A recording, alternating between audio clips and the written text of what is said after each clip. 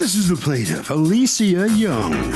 She says the defendant, her son's great-grandmother, was hired to cater a birthday party, which had to be canceled because a state of emergency was declared due to a monster hurricane.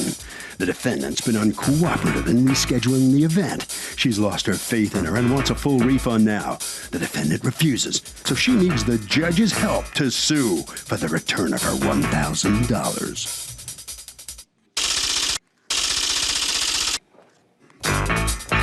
This is the defendant, Frances Chandler. She says she went out and spent the majority of the plaintiff's catering money on food and supplies because she's not the type to wait until the last minute to go shopping. She offered to return the food to the plaintiff, but the stubborn woman would have none of it. So here they are. She's accused of not catering to a client's needs. Thank you, Douglas. You're welcome, ma'am. Alicia Yes. Young, you are suing Frances Chandler for $1,000 that you put down as a deposit for a surprise party that you were going to have for your mother, and then that yet another hurricane case, and that did not happen thanks to Hurricane Irene. Talk to me. What happened? Well, on July 10th, I asked Miss Frances to cater my mom's 60th birthday party. How did you two know each other? She's my son's great-grandmother. Oh, okay. And I asked her to cater it, and she agreed. And this was for what kind of birthday party? Was it a birthday party? Or? Yes, my mom's 60th birthday party. Okay. So she was going to do it for $1,400 for 75 people on August the 27th. Then on August the 25th, we got a phone call from the commander from the VFW stating that they had to close the facility because... Who did you just point to? Is the commander seated there? Yes. Okay, and who's the lady next to him? That's my mother. Okay, go on. Stating that they had to close the facility for the weekend because Governor Christie declared a state of emergency. Right. So then in turn, I called Miss Frances right after I got off the phone with my mother, and I advised her that... Wait, did your mother already know that there was going to be a party for her? Yes. When had she found out? She found out how? How'd your mother find out? Snoop. Just being How'd she her. find out? Somebody botch it, or was she snooping? Just her being her. Just being a snoop, right? How did she snoop? Tell me, how did she find out? Here you are trying to do this nice thing for her, and how'd she find out? Well, at first we couldn't find a place, so I told her that, we were planning to have... Oh, she didn't have to snoop much, did she? No. And forgive me for all of the things I just said.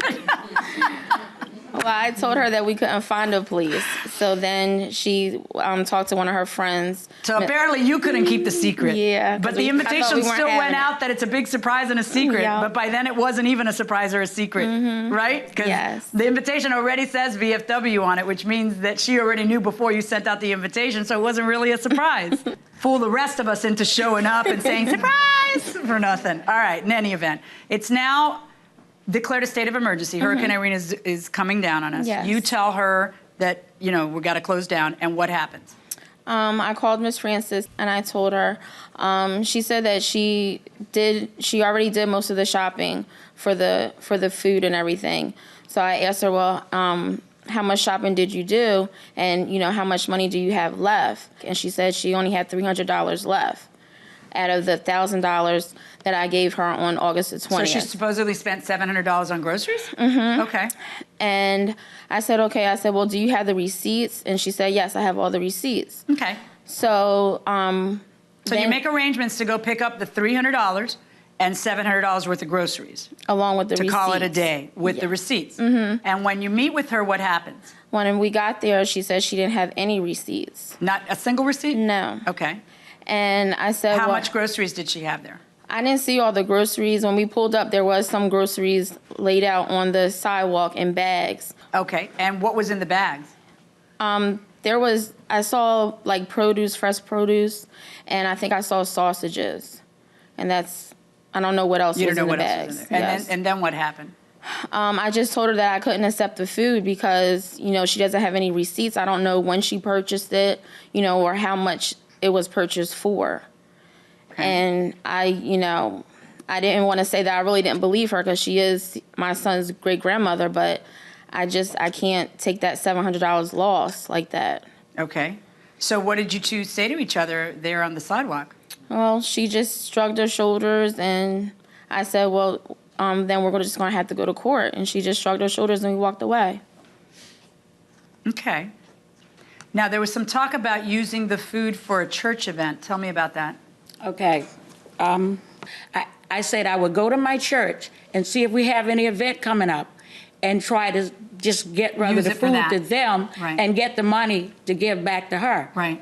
And so she said, her mother said they were going to come and get the food. I said, fine. What were you going to do with the food? Like, so let's assume she had $700 worth of receipts for the food. What were you going to do with all that food? Well, we were going to try to sell it to the VFW because they do dinners on the weekends. Okay. All right, so go ahead. So then when they come to get the food, her mother got out of the car. It was 3 of them. Her mother got out of the car and come over and she said, Miss Francis, I would like to see receipts. I said, I don't have all the receipts. She said, what you mean you don't have all the receipts? So I said, I don't. Then I told her, I said, well, she said, well, I can't accept this if you don't have receipts. I offered for the stuff that I didn't have receipt for to take her back to the store where I bought it from and let her see what it costs. She can add up. I said, I have $360 here in the envelope for you. She didn't want it. She didn't want to hear it. So they wanted to have some proof because they don't want to just take your word for it. Was that so unreasonable? No, but what I feel, Judge, that she hired me to do the job. Right. And when I went out to buy the food, I didn't think that I have to keep receipts to show once you hired me. Because you had just a set price, not right. And I understand that, but this is the problem with not keeping receipts. Number one, theoretically, you're supposed to keep them for the tax man. Number two, something like this could happen, and now look at us. So it's always good as a businesswoman to keep receipts, but we're past that. And now what happens with the food? What actually happened to the food? She walked away and left it. No, I know. Then what there. happened with the food after that? I want the journey of the poultry. What happened with the food? Well, I went back to Sam's Club and asked them, would you take the food back? She said, we'll take it back. We'll write it off because we can't resell that. Oh my, I know. They'll return anything, honestly. The Costco's, the Sam Clubs, God bless them. They'll return anything. So that's how I got some of the money back. Restaurant So they Depot, took back the food? They took back. Well, then why aren't you giving these folks back any money? So would you sue your son's great-grandmother if that person stiffed you? What do you think? Oh, no, I wouldn't. No reason. No, For $1,000? For $1,000. You'd eat the money? No. Really? What do you think? I couldn't do that. No, it's family. I couldn't sue. For $1,000? No. $5,000? $10,000? Okay, yes. Okay, yes. there you go. Yeah, it's family, right. Going inside the courtroom. Okay, here's what this is. Let me tell you what the law says, okay? This is an intervening act of God that no one could foresee. Now, well, let me rephrase that. This is an intervening act of God that no one here foresaw, okay? But here's where we are. We have an oral contract between the two of you, and we have impossibility of performance. They couldn't have the party. I mean, Well, we have a written contract. Oh, with her? Yes. Oh, for the love of God, hand me the contract. No, she had a verbal. When was somebody going to hand me a written contract on this case? Are you kidding me? What, you're saying it's verbal, it's not written? No, it's written. She signed it. Because she didn't have a contract to provide you, you wrote your own? Correct. You must watch people's I court. sure do. 12 and 4. See, when your side writes the contract, they take into account stuff like that and talk about how non-refundable the deposit is. Okay, that's good. That it doesn't end up affecting what I'm saying because it doesn't account for force majeure here, or act of God. So once again, I'm left to interpreting the law and applying it to these facts. And it's very simple. If the contract can't be performed because VFW had to close because Governor Christie declared a state of emergency because God decided to land a hurricane on Jersey and many other places, all right, then it just is what it is. And she gets her money back. And it's unfortunate because I know that you shopped. I know you're not lying about shopping. And it's unfortunate because I think this could have been worked out in the sidewalk if the balance there was just a little bit different and there were some receipts, but it didn't get worked out. And that doesn't mean you get to keep her $1,000 because the cancellation wasn't because she changed her mind or her mother found out about the surprise. It was about the hurricane. She gets her $1,000 back. Verdict in this case for the plaintiff. Thank you. All right, just hold on right there, please. Well, here comes the defendant. Boy, that was one of those things. Those are circumstances that you could just not foresee. Maybe you should have had a contract that covered it. Yes. I guess you're right. But I did offer her another date, and she refused that too, so. How's this going to affect the family situation? Hey, it's not gonna affect me. All right. Okay, right around the corner there, okay? Thank you. Everybody? All right, thank you. Come on in here. All right, so you satisfied how this comes out? Yes, I You am. watched the People's Court, you had that contract. Yes.